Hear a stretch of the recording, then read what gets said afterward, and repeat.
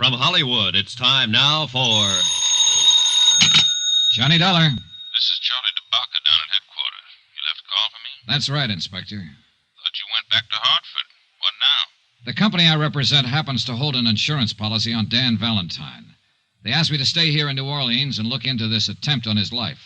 How'd they hear about it so fast? Well, it was in all the papers and on the wire services. Valentine's always been news, ever since Prohibition. Yeah, a guy like him would be.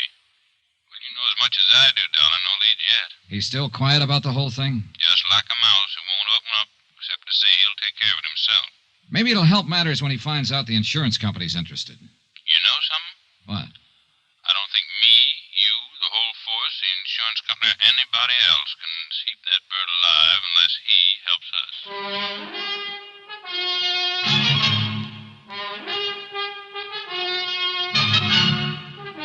Tonight and every weekday night, Bob Bailey in the transcribed adventures of the man with the action-packed expense account, America's fabulous freelance insurance investigator... Yours truly, Johnny Dollar.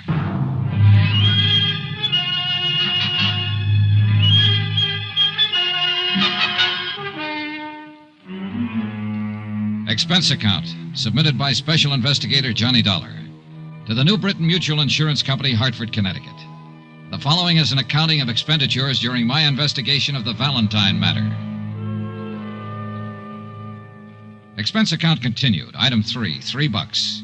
One telegram to Roy Vickers in Hartford requesting a copy of the policy contracts between New Britain Mutual and Dan Valentine, plus the name and location of the beneficiary and any other data on the case. After that, I walked over to the police station and looked up Inspector DeBaca. Sit down. Thanks. I don't quite get this, Dollar. What's your part?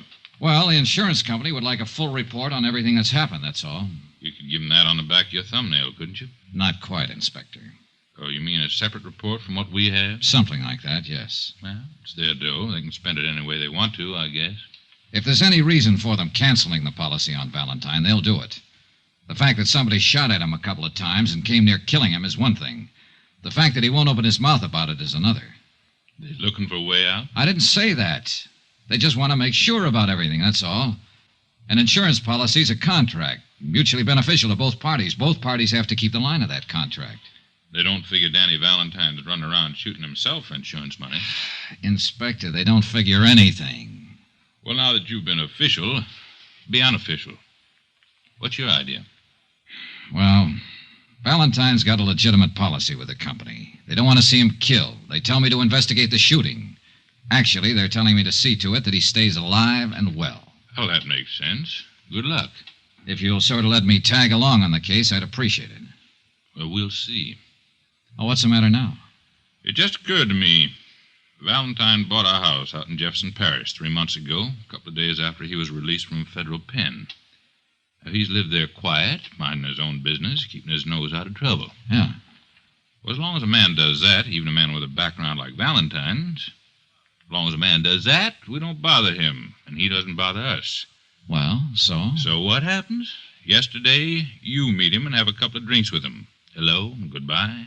Boom, boom. He gets shot twice. By somebody, somewhere. You a bad news boy? Now, that's as wild as you can get. We had nothing together except the drinks. You sure? I'm sure. Well, I'm thinking about it just the same. Here. Be back in a minute.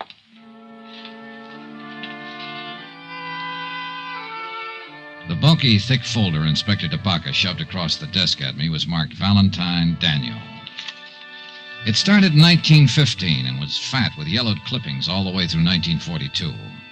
There was a pretty good history of Dan Valentine and the age he lived in. He was born in Ireland and had fought in the Irish Rebellion.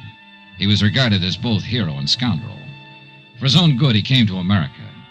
Somehow, he started out in the wholesale drug business. And understandably, it was an easy step to making prohibition alcohol. And an even easier step to make prison on an income tax evasion charge. The folder mentioned a wife and a daughter who seemed to have successfully avoided most of the newspaper headlines that had involved Dan Valentine. There was one picture of Mrs. Valentine taken in 1928. That's about as far as I got when DeBaca came back into the room, not alone. Interesting stuff? Very, Inspector, very. Well, here's something more interesting. My men have been covering the neighborhood where the shooting happened yesterday afternoon. This man's a witness. This is Mr. Dollar. He's an insurance investigator. It's Willie Blakely. Oh, how do you do, sir? Hope you can help us, Willie. Well, I can try, I really didn't see too much. You see, I was on my milk truck, and I saw this fella, this big fella, walking down the street. What's his name? Dan Valentine. Yes, sir. Well, he was just walking, like for an early morning walk, and then I saw this car come around the corner, and there were a couple of men in it. What kind of car? I think it was a Buick sedan. I'm not sure. It was a black car. You happen to get the license number? No. All right, go on. Well, sir, this Mr. Valentine, he looked up when he saw it coming, and he stopped. You know, kind of funny. No, I don't know. Tell me. Well, you know, like he was surprised. Do you think he was surprised at who was in the car? Yes, sir, that's it. He sort of smiled. Not a hello kind of a smile. Sort of a sad smile. Didn't wave, just stood there. I couldn't see the men in the car by then, so I don't know how they were looking at him. Did you see them as they rounded the corner? Yeah, just a couple of fellas, dark coats and hats. Would you know them if you saw them again? I don't think so, Captain. Okay. 2 men. Yes, sir. So this Mr. Valentine stopped and looked at him and give him this kind of smile. He recognized them, you think? Oh, yeah. And then I heard a noise, you know, something like whack, whack. And Mr. Valentine fell down, and the car drove off. Did Valentine go for a gun? No, sir. What did you do then? Well, I got out of there. Why? I didn't know what was happening. I didn't want to get hurt. You didn't even try to help him? No, sir, I was scared. I didn't know what that whack, whack was, sir. And it took you all this time to tell us about it. Sorry, Captain. Dollar, Yeah. you got something to worry about. Hmm? That noise he was talking about didn't sound like regular gunshots, or he would have said so. Silencer. What else?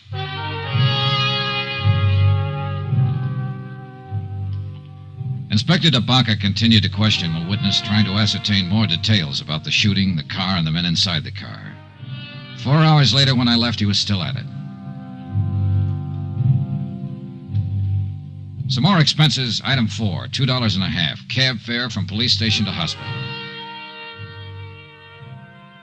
I thought I'd drop in and take a chance on Dan Valentine coming across with some information.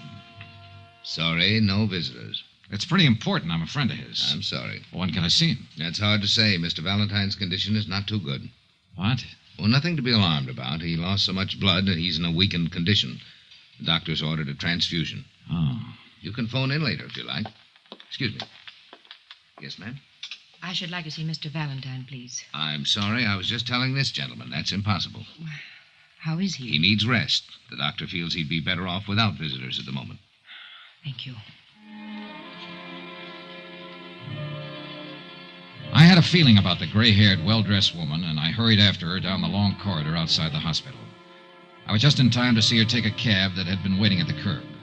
I managed to hail one myself, and we tagged along Canal Street behind her until she paid off the driver in front of the Roosevelt Hotel. I was right behind her when she stopped in the lobby and got a key to room 1016. I gave her 5 minutes, then I knocked on her door.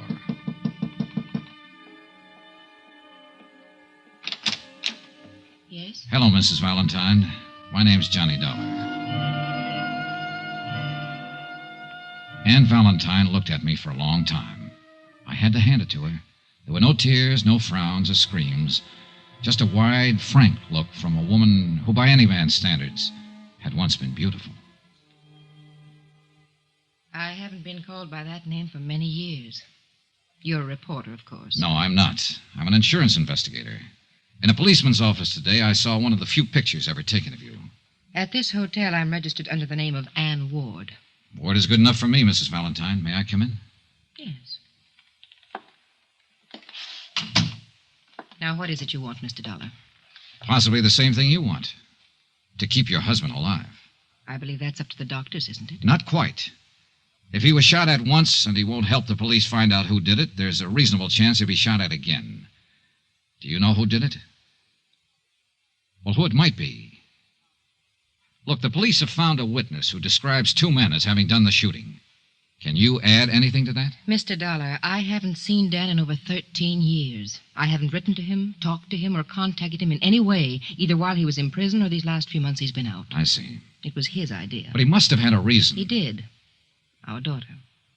Oh. She believes that Ward was her dead father's name.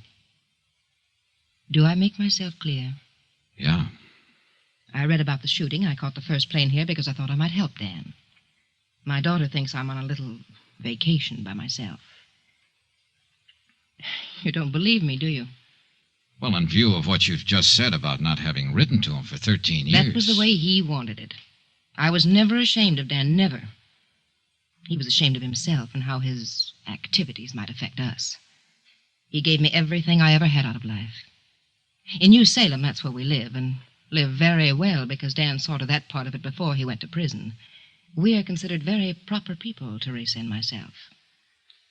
Dan sacrificed a great deal for that consideration. I think that you've sacrificed a great deal yourself, Mrs. Valentine. When I go back to the hospital to see him tonight, he'll probably tell me to pack my bag and go home, that there's nothing to worry about.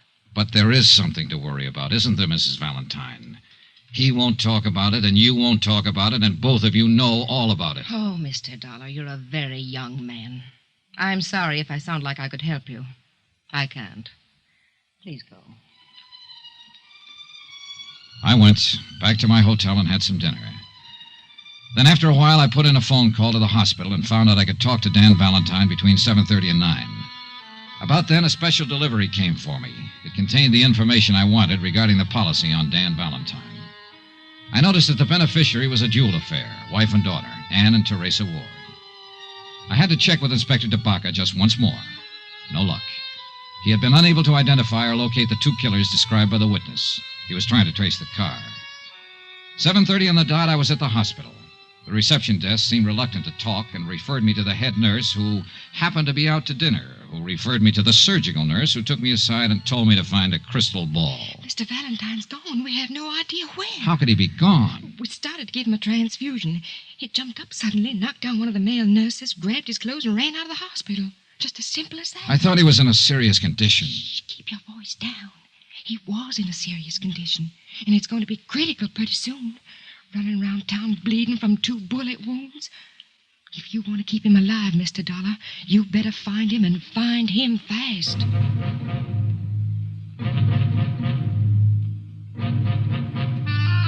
I thought over what Dan Valentine had told me in the hospital earlier, about taking care of the matter himself. And the more I thought about it, the more I realized he was going to do just that, even if it killed him.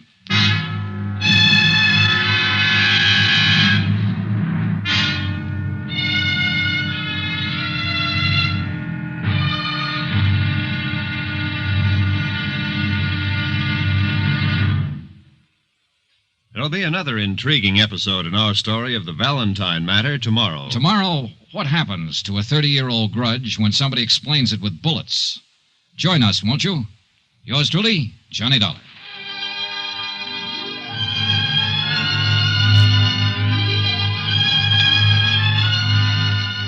Yours truly, Johnny Dollar, starring Bob Bailey, is transcribed in Hollywood. Written by John Dawson, it is produced and directed by Jack Johnstone. Be sure to join us tomorrow night, same time and station, for another exciting episode of Yours truly, Johnny Dollar. Roy Rowan speaking.